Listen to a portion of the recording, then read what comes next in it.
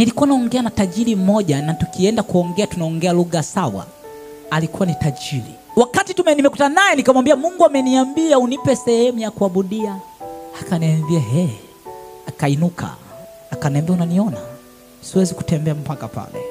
Huyo Mungu aliyokuambia nikupe eneo anisababishe niweze kutembea amevimba kwenye miguu. Akaniambia kule kampuni zangu zimekufa. Nikamwambia, nipe siku 21 zikibakia kama zilivyo, kama utakuwa umenipa eneo uninyang'anye.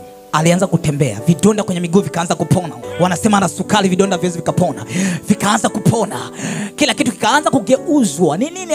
Amekutana na mtu mwingine. Watu wakakutana na mtu mwingine kwenye maisha kwako, ukawe ni mtu mwingine kikataka babo satabaladaya, ambao watu kiangalia watakuelewa tu, wakuelewe tu. Yule mzee tusingeongea lugha yoyote tukaelewana, kwa sababu hata nani yake alikuwa amenizuia nisiingie. Kwa unatakiwa uwe na kitu cha ziada. Sema kitu cha ziada. Makatabakora mayada.